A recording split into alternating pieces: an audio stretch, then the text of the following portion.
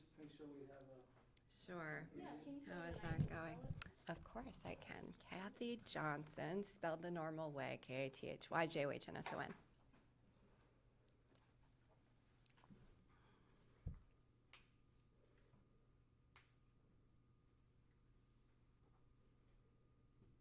All right, so why are we here?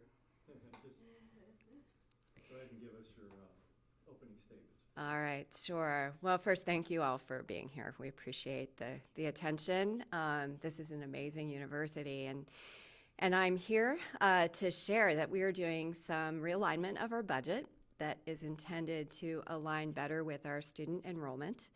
I came to the University of New Orleans because I have spent the vast majority of my career at urban public research universities. I love the mission. I love our focus on access and affordability combined with academic excellence and research. I always like to say that we are a student-centered research university.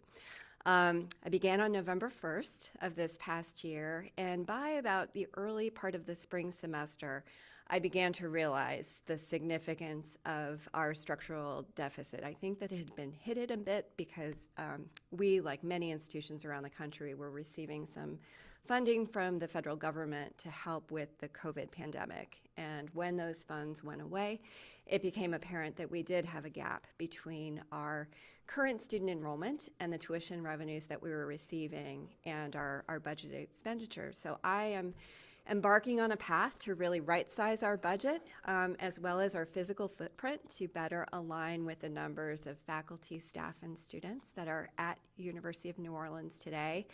It is difficult work, but I have to say that I am very, very pleased that my colleagues, early on in the calendar year, beginning in January, we embarked on a strategic planning process so that we really were in a position to prioritize our needs for the future, and so that those could also be thought through very carefully as we took steps to right-size our budget. So where we are right now is we've got a goal of reducing about 15% of our budget by the end of this next fiscal year, which will end at the end of June in 2025. We are seeking to preserve our mission as a student-centered research university and to minimize any cuts that would have any sort of impact on students. Students are always going to be the center of our world. That's why we are always here. So we've really been taking steps at the same time to prioritize policies that would make sure that our students have the best experience that they can while they're at the University of New Orleans. We have eliminated some positions, the vast majority through natural attrition. And we are taking steps to look at everything that we do. We're looking at our software contracts, we're looking at our operations. We're also looking to develop a much more efficient way of delivering our academic programs to our students. We should be helping students to know when courses will be offered. They should be offered at times and in semesters that students need them. And we probably need to make sure that we're not offering a lot of very small classes that have to be run again and again. So we're really seeking to maximize efficiencies across everything that we do. We're also looking to share services, both across different institutions, but also within our institution. We might not need every unit to have its own HR processor, for example. Those positions might better be centralized, thus also giving us some efficiencies. And I will pause there. Are there more job cuts expected to be made? So we are not where we need to be yet. We are still seeking additional opportunities to garner efficiencies. As I said, we really have given ourselves to the end of the upcoming the fiscal year that we just started in July to complete those cuts. And we are also, as I said, I think there are huge opportunities in terms of the efficiency of the delivery of our academic programs. So there likely will be some more cuts. My goal is to try to take advantage as much as we can of natural attrition and to try to restructure so as to meet the needs that we have today with the people that we have. But it's quite likely that we will need some additional cutting in the future. President Johnson has is part of the problem that universities across the state have seen dwindling state dollars that had to be made up through tuition increases and fees and that sort of thing, where as even a decade ago, there was a certain flow of cash from Baton Rouge that over the years has been cut. Yeah, so I have the disadvantage of not having lived in the state of Louisiana very long. What I can say, though, from experience in other places, that it has been a definite national trend to reduce operating budgets, or we often call it general appropriations, to colleges and universities, but most states have shifted their support more directly to students. So there might be more scholarships then provided to first-generation students. I know in Louisiana we have the TOPS program, and I don't know enough about the historical trends to know if all of the cuts that have been made directly to institutions have been made up through increases to TOPS, but that sort of pattern happens pretty regularly in other states. The other thing that many states are doing, including Louisiana, is really focusing on outcomes and making sure that there are direct ties between the way that institutions are performing and the financial resources that they're garnering. And I think that makes great sense. It helps hold institutions accountable to doing their work, to carrying out their missions in their best way, and it also helps to make sure that state dollars are being used wisely. Can you talk about your ideas when it comes to athletics? Your predecessor wanted to bring football to UNO, and it sounds like you might be on the other end of that scale. Yeah, if a wonderfully generous gift dropped millions of dollars from the sky and said we only want this to be used for football, we would certainly entertain the thought exercise. However, I've worked at institutions like this for the vast majority of my career, and our students don't come to University of New Orleans necessarily to tailgate and to go to football games every weekend. Many of them are juggling responsibilities of work or other family obligations while they're going to school. And frankly, I believe this happened before I got here, but I believe that our students were not in favor of moving forward with football. And first, above all, I want to listen to what our students say and what they think. Now, that said, I do think that Division I athletics are very, very important for institutions like the University of New Orleans. About 200 of our students are here because they're on our sports teams. And they very much contribute to the livelihood of the campus. They're our leaders, they're wonderful students, they're role models for health and fitness, and of course athletics serves as a perfect forum for bringing the community together with the university community, and it's a wonderful way to welcome our alumni back. So I think that athletics has a great deal of value. That said, I'm a little bit more agnostic about football right now. But where would the cuts come in athletics? Yeah, I'm really trusting my colleagues to make the best decisions for their unit. So I really can't speak for our athletic director. I've asked him to formulate a budget and to operate within that budget, and it's up to him. There's many, of course, things that you need to do with Division I athletics to remain compliant with the expectations of the NCAA, and I think that those are decisions best left to him to manage. It's a possibility that Division I you won't be part of Division I athletics after this process is completed. I really wouldn't say that at this point. I mean, I'm trying to be open to all possible suggestions, but at this point, I believe that Division I athletics contributes to our enrollments and contributes to the students' experience at the University of New Orleans, and I think it would be unwise to make that decision rashly. President Johnson, how much of a deficit would remain after the restructuring of the institution would take place? As I understand, the university is in about $15 million deficit. So after all of these changes, how much more will you still be in a deficit? So the goal is to make the changes that we need to make this year so that we won't have to go through this again. Honestly, if our budget were right-sized to align with the numbers of students that we had, we could, frankly, get back into growth mode. We could get back into envisioning new things that we need to do. I'm trying to make these cuts right now so that we can put this behind us and that we can focus on our future. So if we do the work well, we shouldn't have additional cuts to make. In fact, I'm hoping that with some strategic investments in marketing, especially for students who don't reside in the state of Louisiana. I want to go on record saying that there will always be room at this university for any student in Louisiana who wants to study here, but we have capacity. And honestly, I think that it would be beneficial for economic development in our state for us to be able to attract students to study here. And even if they just stayed for a few years after graduation, that would be a wonderful win for this region and for the state of Louisiana. Speaking of future attracting students, are there things being done to try to up enrollment? Absolutely. So the first hire that I made right out the gate was a vice president for enrollment management. We started that search this past winter. Very grateful to have recruited a wonderful, wonderful candidate. He actually began earlier than we hoped. It was originally targeted for a July 1st start, but he began in May. And there's already been changes that he's been able to make in terms of restructuring his team and to doing things in different ways.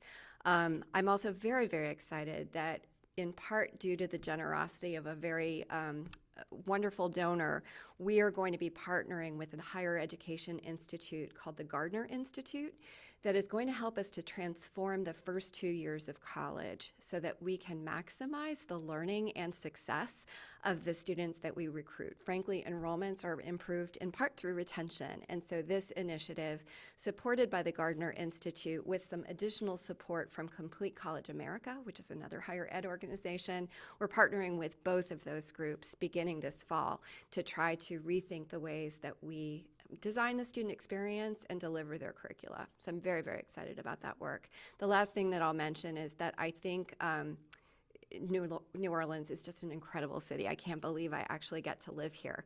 And there is tremendous value of that name and that brand, if you will, especially internationally. So I'm really, really hoping that we can capitalize on some new recruiting attempts, especially in other parts of the world where students would love to come study.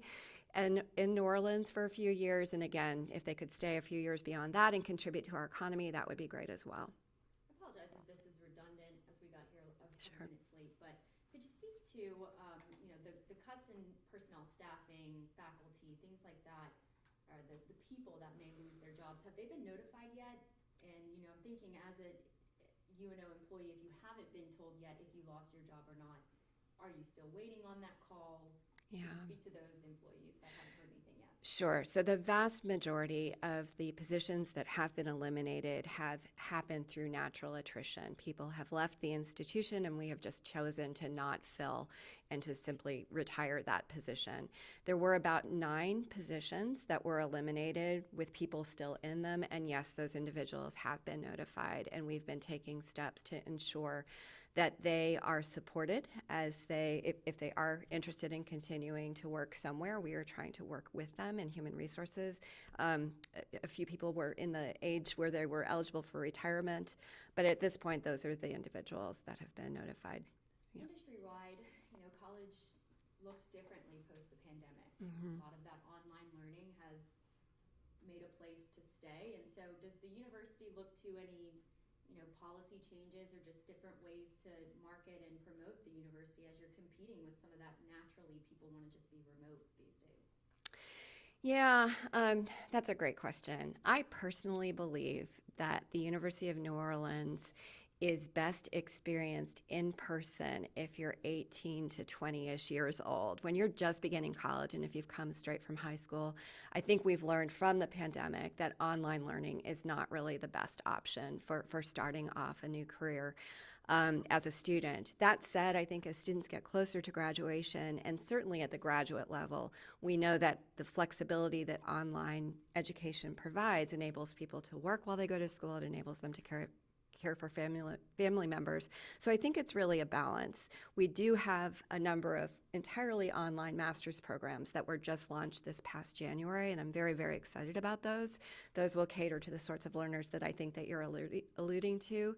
But honestly, we have a beautiful campus. We have great facilities, and I really think that especially beginning students, when they're first starting out, learn best when they're in community with others, including their instructors and the staff who support them.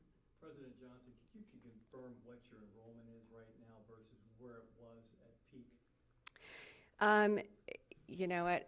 I don't have the peak number exactly in mind. It was somewhere in the area of 16 to 17,000 students, and that was before Hurricane Katrina. And of course, our demographics have shifted as the demographics for the state of Louisiana have shifted. And for all of those families that chose to not relocate back in the New Orleans region, you know, those would normally be the students or the families from which we would be drawing students. So that's not entirely surprising.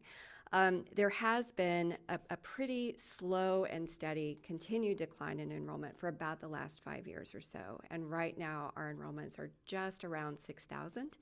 About 1,000 of those are graduate students, and the remainder are undergraduates. But we, again, as I was alluding to before, I think that there's tremendous capacity for stabilization of those enrollments, in part through improved retention, but also in thinking strategically about marketing in other parts of the world and in other states. What factors do you think contributed to that decline other than, of course, COVID? Yeah, so I think what a lot of urban universities are finding since COVID is that it is so much easier for people that don't hold a bachelor's degree to be able to go right out and work. And again, if you're still fairly young, if you have left high school and are confronted with the ability to serve in positions that have pretty decent salaries, I think that's a very compelling choice that many of our young people have made. And in fact, probably many of their families are asking them to go out into the workforce. I think the challenge is that while that money might be compelling when you're 18 or 19, it's really hard to raise a family, to have a mortgage, to have car payments, and all of the other things that goes along with kind of growing into your life as a professional. And so I think people will begin to see that it could be advantageous to go back, not just for 4-year degrees, but I think 2-year degrees are very important as well. So I think that that's some of it. I think it's economic differences. I think that it's population demographics. We do a lot of marketing still, but it's not the marketing that you'll see when you drive around New Orleans. So we're not on billboards, but we continue to do very targeted digital marketing. However, we're looking at ways. We actually just received some very generous support from the Research and Technology Park Foundation to expand our marketing activities. So we were just in a meeting this morning where we were talking about new opportunities in that space. Can you talk about what the plan is for Milneburg Hall? Sure. So Milneburg Hall is a very large building that has had a wonderful history throughout the University of New Orleans. However, when I first arrived, I learned that there were problems, particularly in terms of the maintenance of that building. I don't know why, but for some reason, things like chillers or plumbing just tends to break fairly frequently in Milneburg Hall. And as a result, people were constantly complaining about, buckets catching water and other things that you really don't want to be in your students' learning environment. So we're in the process of doing an inventory of all of our space in order to relocate the individuals that are occupying Milneburg Hall to other parts of the campus where they'll be in better space, ideally near areas that make sense for the program, whatever it is. But we've given ourselves till the end of the calendar year, December 31st, to complete that process. I'm just anxious to invest more in the facilities that are most important for student learning and for faculty research. And by taking one big building offline, it both saves money and helps us to redirect people to better spaces that we can invest in appropriately. Can you also talk about, I think the faculty and staff union is asking for the possibility of a 4-day, 40-hour week, therefore capturing savings from energy and other utility costs on campus. Is that something that is on your mind? Well, first of all, let me be clear. I have not received any petition or any formal communication about those recommendations. I don't know if they're still gathering signatures or what, but I have not received that recommendation to my office at this time.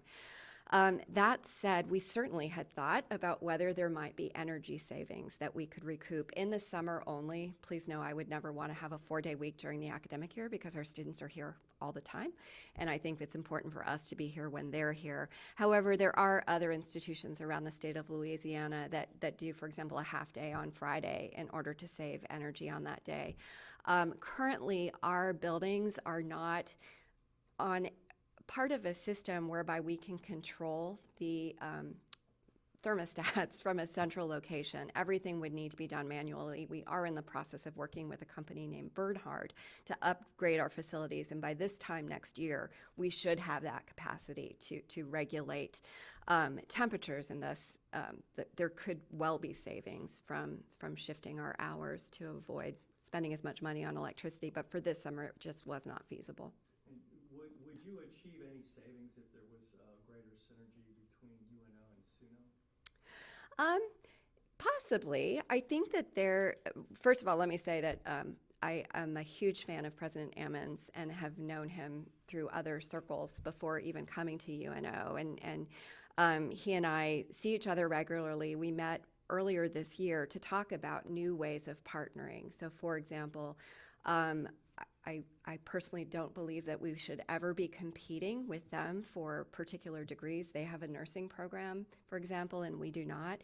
And I think that that makes great sense. However, we have some students who might want to study nursing while at the same time pursuing a biology degree at University of New Orleans, and vice versa. They also have social work, we do not, and we of course have engineering and they do not. So we've been considering how best we might create dual degree programs for our students that would enable them to take advantage of our close proximity and earn 2 degrees, hopefully in many cases for the price of 1, since we could create a financial aid consortium agreement to share their financial aid across 2 institutions. So that would be my goal, is figuring out ways that we could partner, share our facilities when it might make sense. But I very much respect their mission and want to be a good neighbor and partner, not a competitor.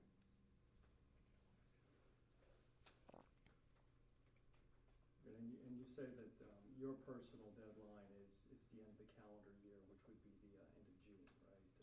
The end of the fiscal year, which would be the end of June. Yeah. And that's where you would like to have your cuts and most of your major deficit reducing items in place. Yes. Yes.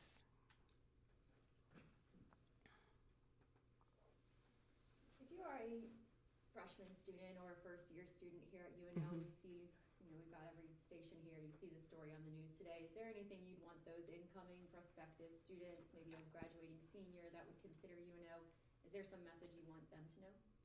Absolutely. And I love every opportunity I have this summer to meet with our students who are about to join us in the fall. I'm so proud of the long-standing mission that this university has had for the state of Louisiana and in this region. Again, I believe that we couple a mission of access and affordability with a mission of excellence, and we offer incredible programs that are really, really important for the state of Louisiana and for our students' career outcomes as they leave the university. I love how student-centered our faculty and staff are. They are deeply, deeply committed to this mission of being a student-centered research university.